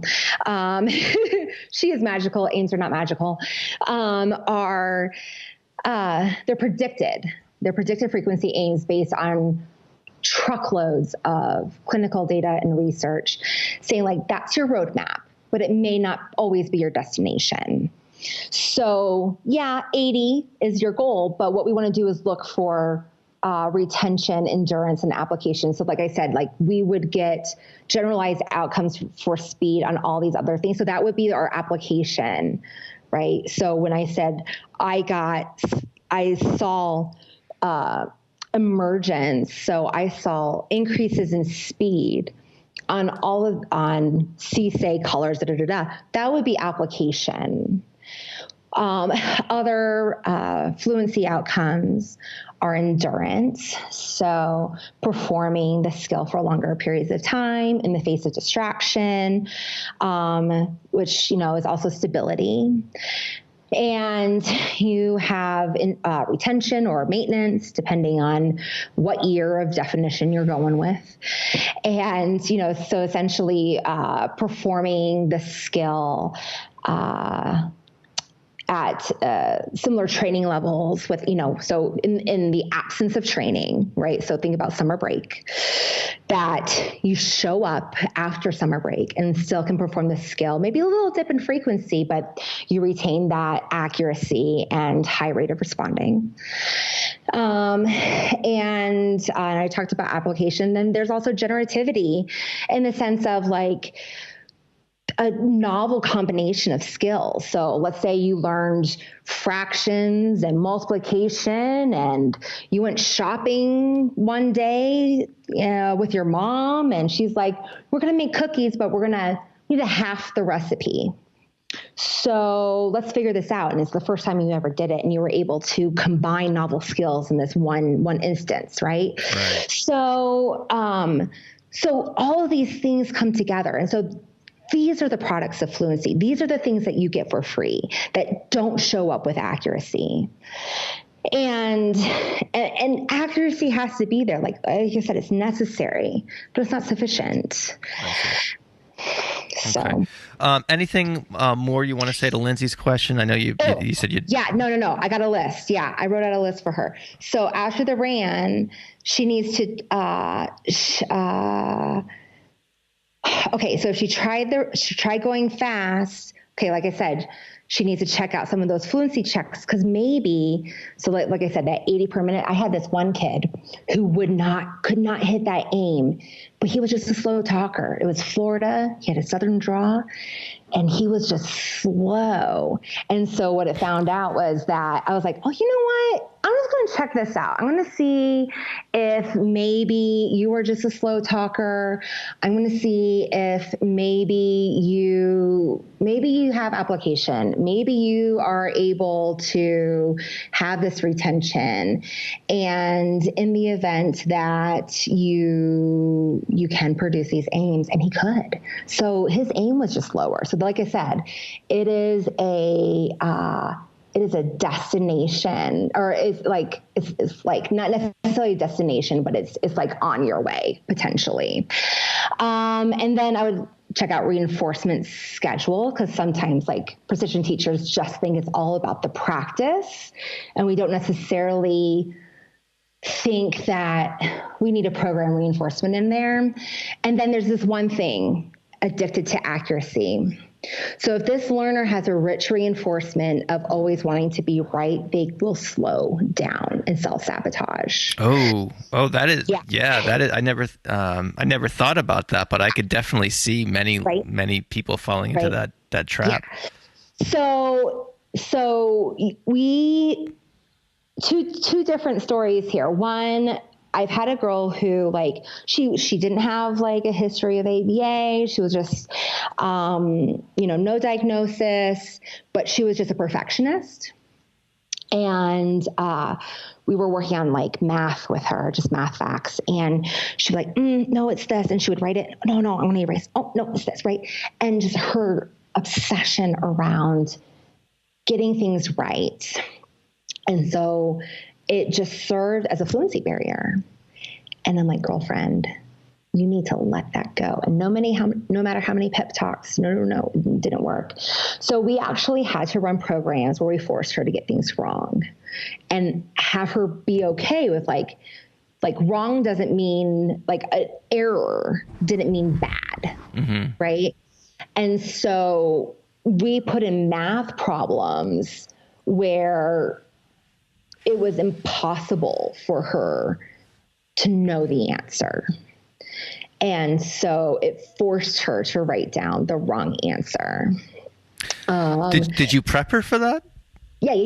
Oh, okay. Yeah. And then she get, I'm just trying to think. And then she's like over there crying in the corner. That's right. She's in therapy now. She's like. No, and so we told her. I hate PT. So did you also prep her with a strategy for being able to tolerate that discomfort? Well, and so we like had a rich reinforcement schedule around it, and it was great. And so and made it funny, and so it was like. I mean, the math problem had to deal with like letters. It was like an algebra problem because like her math was like 8 + 6 that she was working on, right? And so then the math problem, like her error sheet was like A + 2. You know what I mean? She was like A + 2.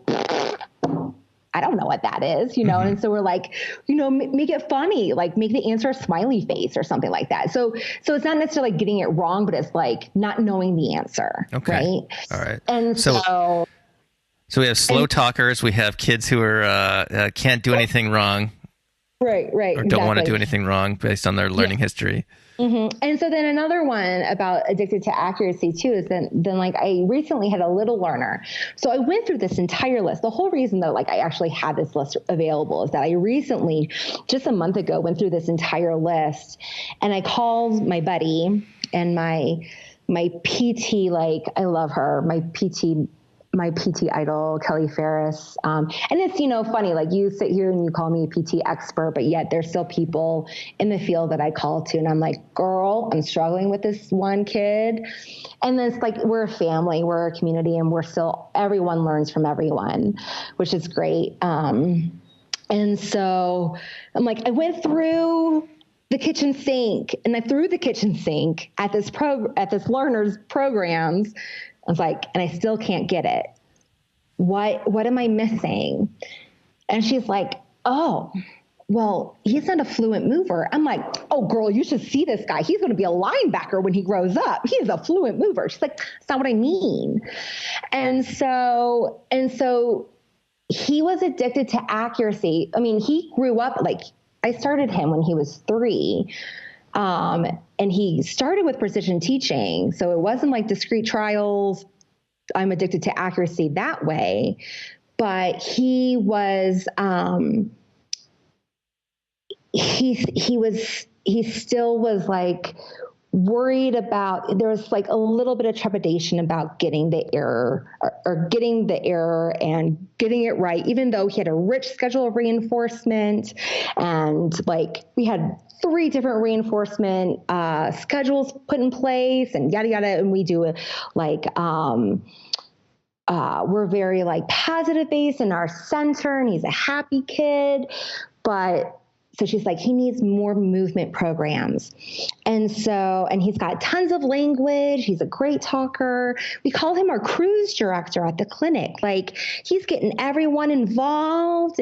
But anyways, so every 2 programs, we put in a program where it wasn't necessarily like he couldn't necessarily engage in an errorful response. Like he was doing like jumping jacks, or he was putting things in cupcake bins, or he was like not shuffling, but like sorting not sorting cards, but just moving cards. Or he was, he would take dinosaurs and move them from one end of the room to the other, right? Nothing that really required an accurate response, just a moving response. Does that make sense? Mm-hmm. And we did it in a time base, and they were short, like 30-second sprints. Boom. Now he's going fast on all of his tacting programs. And it totally eliminated, like he had variable, like high bounce and everything like that. And who knew, like that's what he didn't need, like he was talking fast on other programs, but like I went through my list and he just needed to move his body more. So meeting the aims for those movement pinpoints allowed him to make gains in other areas where he was previously struggling in. Yep. Wow. Exactly. Fascinating. Yeah, I know. Go figure. So, but yeah, okay. So that's my list. All right, Lindsay, there you go. There's your the longest answer to the question. That's right. That might be the longest answer in the 85 or 86 interviews that I've done thus far. But so Lindsay, you got your money's worth. So one thing I wanted, we talked about this briefly when we chatted on the phone a couple of weeks ago. So a lot of the stuff that we're talking about thus far has to do with using measurement in this particular framework for the purposes of instruction.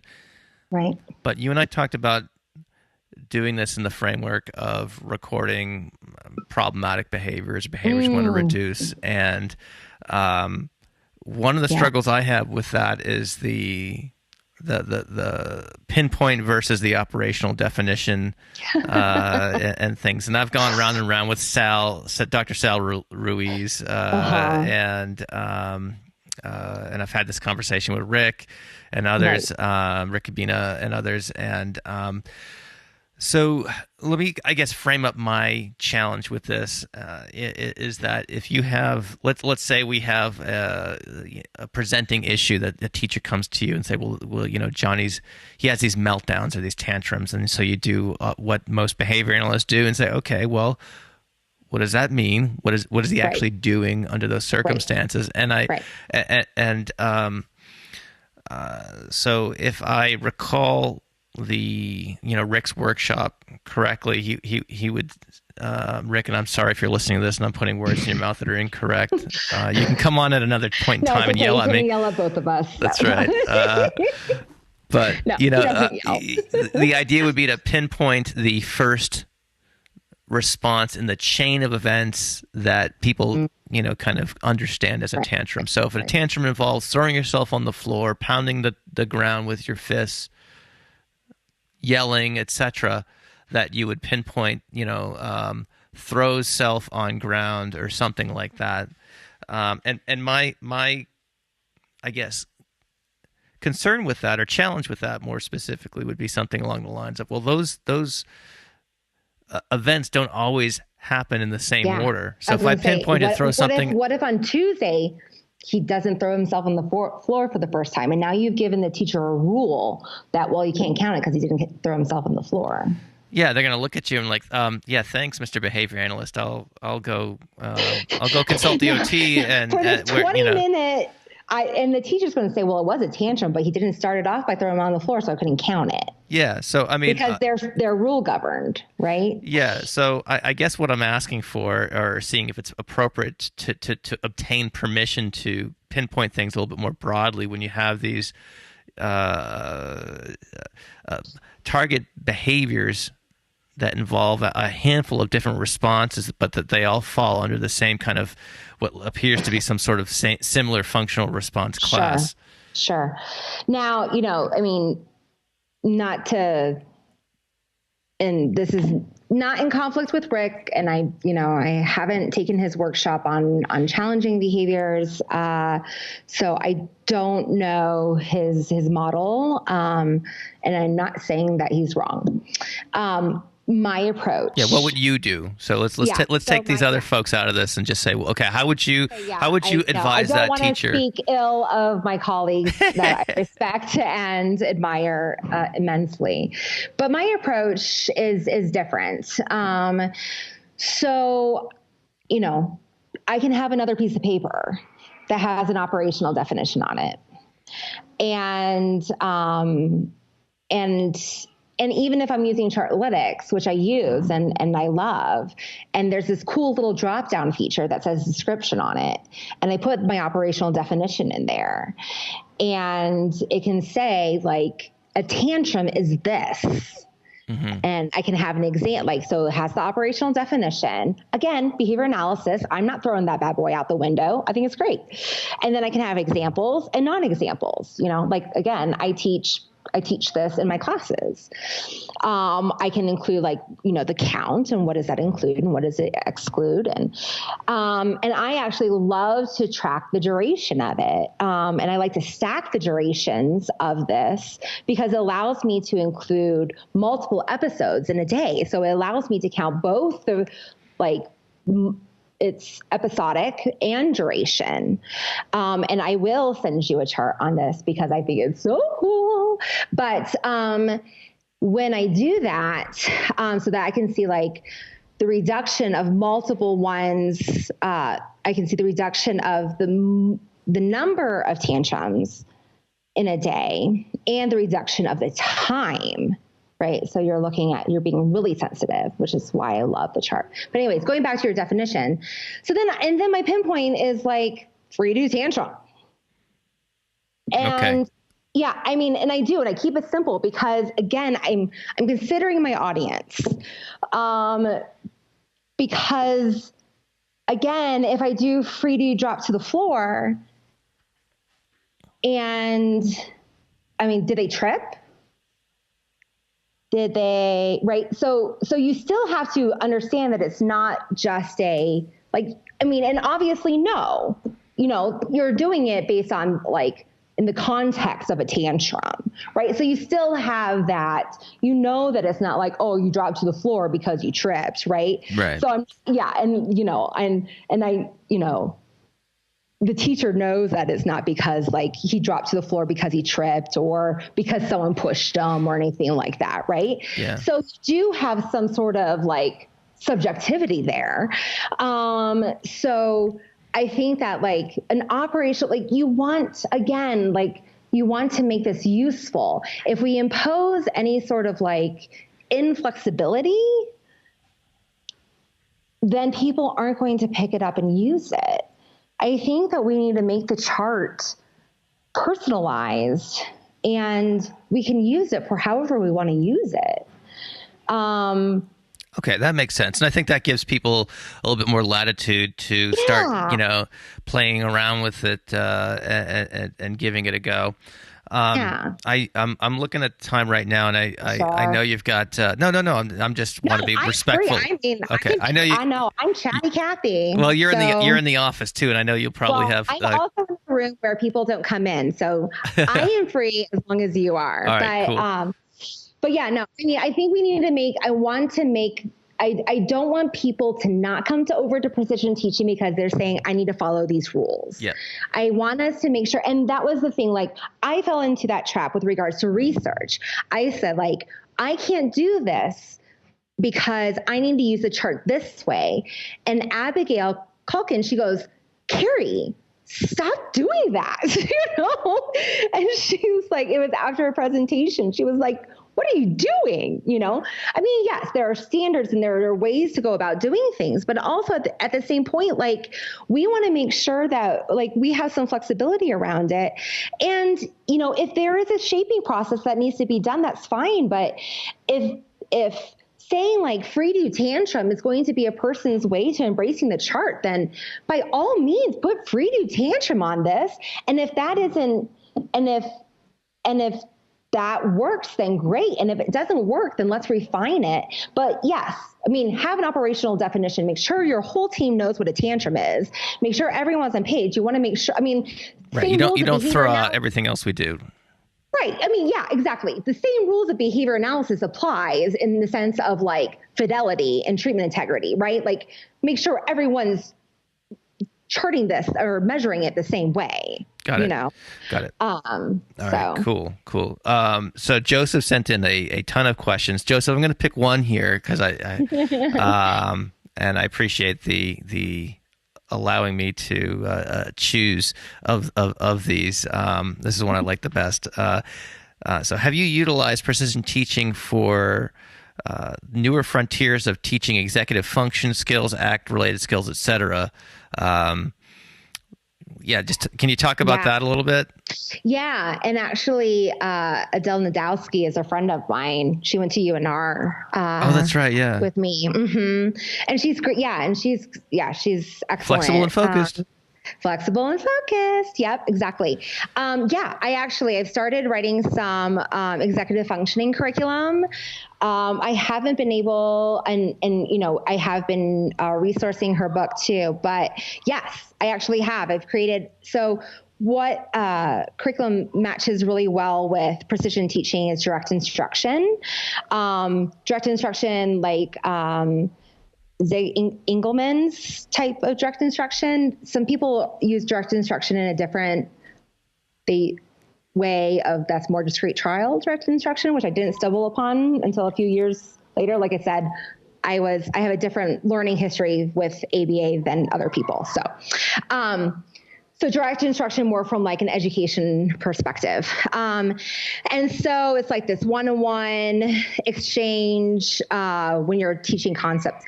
So we have like this flexibility script where we're talking about like, hey, I had this one client a few years ago who he was like, oh, my friend couldn't come and sleep over with me. Like he couldn't come and sleep over. And he took it so personally, but the friend was sick. And so I'm like, all right, man, we need to be flexible about this. Like, it's not about you. He actually was ill. And so it like really shifted my focus into executive functioning. And we did the briefest assessment. And we looked at like a card sort between like scenarios. So it's in a timing. He read the scenarios, like your friend wanted to come and sleep over, but he was sick. And so you invited another friend to come over and sleep over, right? That would be a flexible pile. Your friend wanted to come sleep over and you like yelled at your mom. That would be a rigid pile, right? And like I said, it was like housed under like a direct instruction script defining what does flexible mean, what does rigid mean. Here's some examples, here's some non-examples. And then we provided some like opportunities for him to like then freely give examples under what flexible and rigid are, stuff like that. And so we're utilizing a bit. Oh, and then with the same cards, then he would just say out loud. So we're utilizing multiple learning channels. We're utilizing like a C-sort, a C-say, concept instruction, and then like a free say with providing examples. And so that's just like one example. But yeah, there's some things, ACT stuff. I'm taking some boot camps. I'm learning about it. That's an area that I'm starting to get into and dabbling around. We've been playing with Dixon's curriculum and making that precision teaching based. Ooh, I like the sound of that. Yeah. And actually we're doing the same with Peak. And like, and that's one thing that I just like to make everything precision teaching. Yeah. I put it in the timing, and this too. Like, and that's my thing. Like, I'm a precision teacher, but I'm also like really my passion, even like all the way back, going back to Mamacare, and that's what Hank had me do. He was like, all right, and he taught me about component composites, and that's what he had us do a lot with Mamacare. Other than be test subjects, but it was to really he first exposed me to instructional design, and that's just been my focus. And so scoping all this stuff out and even diving into what's out there even further with respect to precision teaching and breaking things into smaller, refined pieces.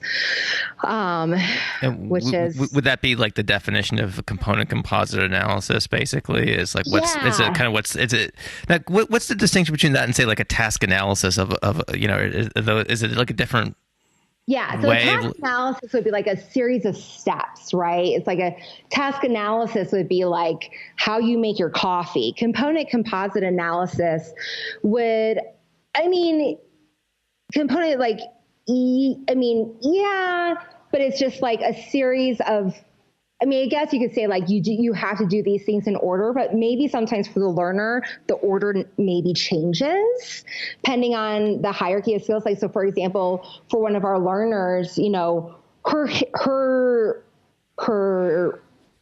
they call it like her non-vocal, like usually non-vocal is taught before vocal, right? Responses, right? So receptive is taught before expressive. So you're like, where's the bunny? Touch the bunny. And then you're like, what is it? It's a bunny, right? Well, for her, bunny showed up before where's the bunny, right? So component composite, yes, you're breaking it into smaller pieces.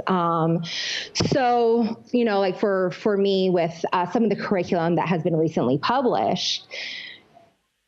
for one program, I'm like, oh my God, there's like 10 components, like 10 mini programs in here that I would want to break this down into.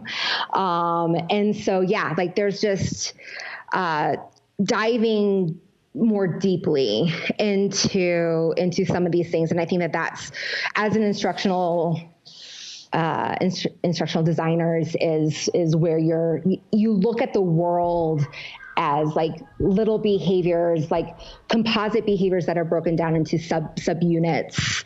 And that's, some of my, when I used to supervise students and they're like, well, I don't really want to go into education or autism. I'm like, that's fine. If I can just teach you how to see the world as component composites, then I have blessed you, and you can take that into any domain that you want to go into. Oh, that's a great segue. All right, talk about domains. So Zahida writes, I would love to use precision teaching when teaching second languages. So I have a couple of questions. So this is a domain that I haven't heard discussed in that regard, and if there are other people using PT in this area, please let me know. How do we influence supervisors or individuals? Excuse me, I'm on the wrong line here. Oh, yeah. So what language skills are best suited for PT? And I'm assuming this is language skills, meaning the conteust of a foreign language. Yeah. And then how many sessions a week should learners spend using PT? And that might be a question that you could field, whether it's foreign language or not. Right. And I was going to say, like, I do not have experience with a foreign language or teaching foreign language. And I think that would be amazing. That'd be so cool. I think some of that would come with, we do have a learner here who signs, who just came to our center. And I think that there's going to be a lot of like pairing and different learning channels that are going to be paired up. He signs, but he's not deaf. He just is a little bit hard of hearing. And so my approach that I'm looking to do with him is pairing up multiple learning channels and working in conjunction with some SLPs, because I think that they have a really great understanding of like scope and sequence and stuff like that. But so I think with that, I think it's going to be our understanding of linking up learning channels. But that's as far as I feel adequate in helping you with the language skills. But with regards to sessions a week with respect to learners, that's like saying how many hours a week can a learner with autism get? Like, should you prescribe? It like really depends on the learner and their deficits. At my learning center in Florida, Precision Teaching Learning Center, we we would say like those who were like a few grade levels behind, we would have them come an hour a day, 5 days a week, if they were, per subject area, if they were like 2 grade levels behind. If they wanted to, if they just wanted a little bump up, then we would have them come like 2 or 3 hours a week.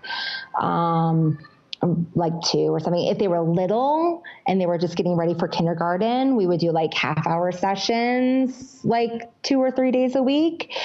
But here, like and I'm here at the Learning Consultants, we do precision teaching, but it's with, early intervention. Well, we actually also go up to teenagers.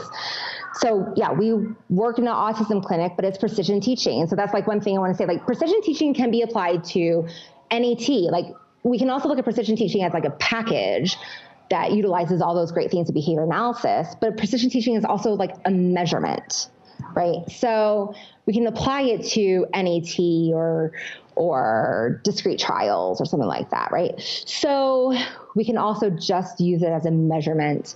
But so we have kids that come here for 30 hours a week or receive 40 hours of therapy, right? So it kind of depends on your learner. So it's really hard for me to that's something that you're just gonna have to decide based on your learner and their needs. Okay, that makes sense.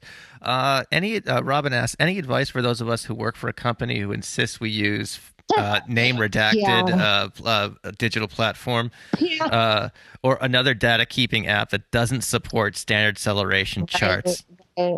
So that one named redacted one I did try out, and unfortunately it only allowed one response topography. So it did allow fluency based, but it was like raise arm, raise arm, raise arm, raise arm, raise arm for 15 seconds. And that's all you could do. So it didn't allow for the variety of responses, which was limiting because I did try that out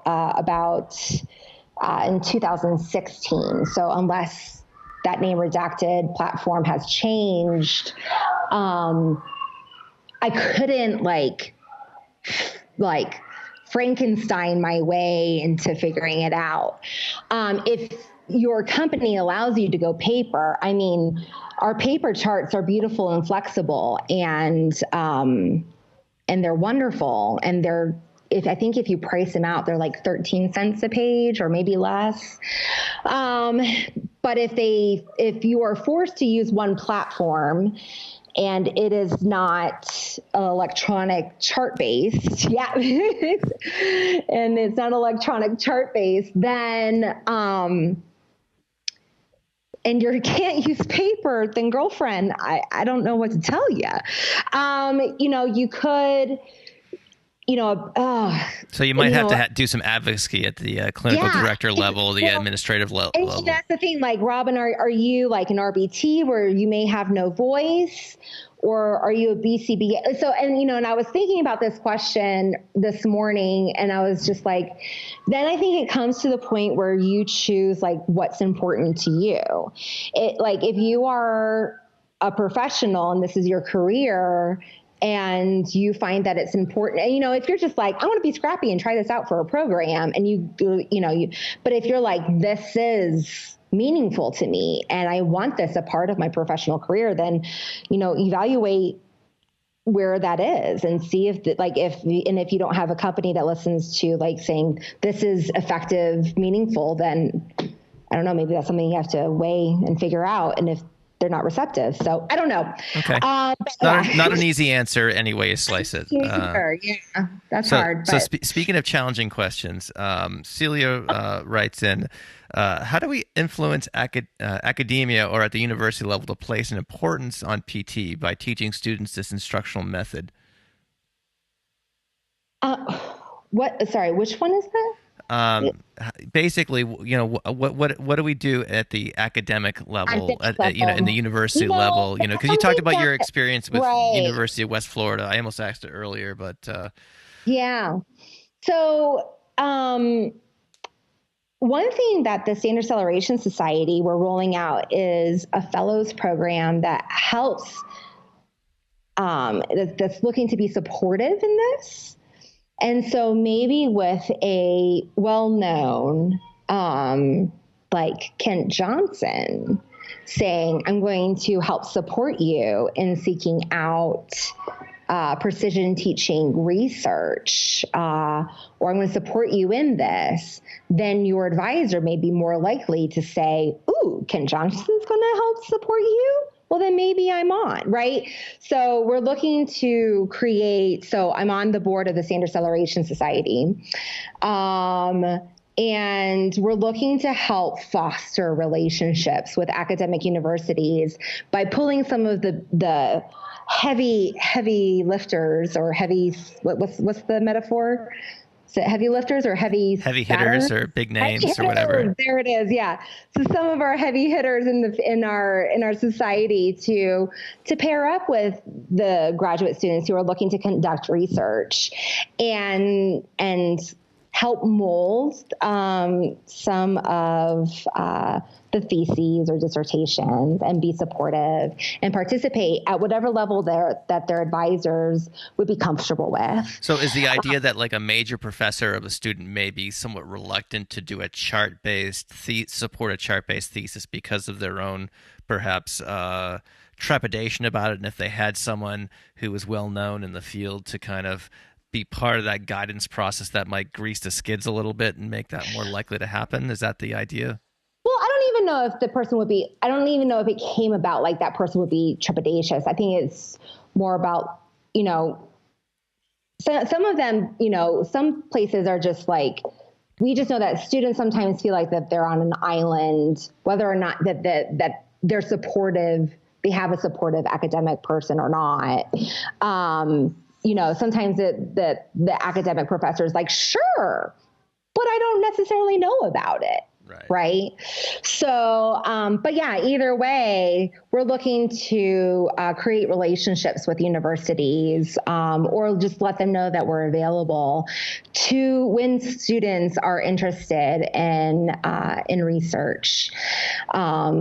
And we understand that there's maybe some politics with universities, and we just want to play nice and sure.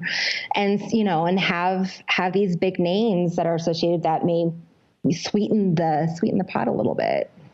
Very cool. So, yeah. All right. Well, I think that pretty much wraps up. I guess the listener the extended listener question, the extended and expanded listener question segment. Kerri, you've been so generous with your time. I can hear the kids in the background coming in. So let's wrap this up with providing some advice for the newly minted BCBA. Yeah, newly minted BCBA. Well, I'm gonna tailor it to maybe the newly minted BCBA who may be interested in precision teaching. That's perfect. Okay. And if you're listening and you're like, this sounds like something that I want to do, I don't want you to get stuck in the rules or the formalities around our chart. I want you to just drop a dot. I want you to get dirty with it. I want it to be wrong. I want you to, I don't want you to get caught up in the pomp and circumstance around what it is that we do. I want you to learn by trial and error. I want you to figure it out, because you won't unless you interact with it. If you don't interact with it, then you won't use it, right? And so you heard my story. I skipped the first day that it was taught, right? And then here I am trying to be an advocate for it, and I've used it, since day 2 of my ABA career. So, and actually today is like my first day that I self-confessed that I missed day 1 of my chart life. So, I want you, and we're a loving community that will gently shape and guide you through this. But it won't happen unless you drop a dot and just experience it and come into contact with it some way. I have some classes, and our Dropping Dots class on my website is free, and it'll at least guide you to figuring out how to drop that dot. And if you don't figure it out, you can watch it again. And if you don't figure it out, and like I said, it's okay to be wrong, but just coming into contact with it somehow, so that way you can experience some sort of contingencies of reinforcement around it, and like the aha moment, because discovery occurs when you put data on the chart. And so, like, get dirty with it, be wrong, be okay with being wrong with it, but allow that discovery process to happen. Try it out with one kid, make errors, figure them out, fix it. And when you come into contact with that learning process, and if you're in school or you're newly minted BCBA, that's reinforcing for you already, because you've made it this far, right? So you like that learning process. You love the discovery process. Like, it's fun for you to make phase change lines and try new things because it might taste good. Sorry, Daniel Tiger. So if you do all of that, then like you'll come, and that's what we did. Like, you know, when I was at Cal with Kendra and Kimberly and Nick, like, it was such a cool learning environment that like we were figuring so much stuff out, and it was just like we were all so jazzed about it. And if other people come into contact with that, then you will become lifers. And so that's just what I want to try to create for other people, is those reinforcing contingencies that we all experienced, because it was a data high, you know? And if you guys can experience that in some sort of fashion, then I just feel like, you know, it will just spread. And then you guys will be the next, you know, advocates of precision teaching, and it will just continue from there. All right. All right, oh, data high. That is someone's gonna make a meme out of that. I think that's meme worthy if they're so. All right, Kerri, this has been it's been a lot of fun, and I'm sure this will spur a lot of conversation. The one thing I would add to that is, again, just reach out to folks who do know something about this as well. Everyone I've touched base with has been exceedingly generous with their time, and it's not because I happen to have this bizarre hobby of producing a podcast. It's, so I would say awesome. that would be the case regardless of whatever you're doing. So anyway, thanks so much for joining me today. We've knocked out over 2 hours. This is kind of getting at like a Joe Rogan level length, podcast length, but we had a lot to cover, and I appreciate the time that you provided. Thanks for letting me ramble. Anytime. All right. Have a good one, Matt. Thanks again. Thank you for listening to the Behavioral Observations Podcast with Matt Sikoria. You can find Matt's notes on this episode at www.behavioralobservations.com. We also invite you to stay connected with us on Facebook at facebook.com/behavioral observations and on Twitter at Behavior Podcast.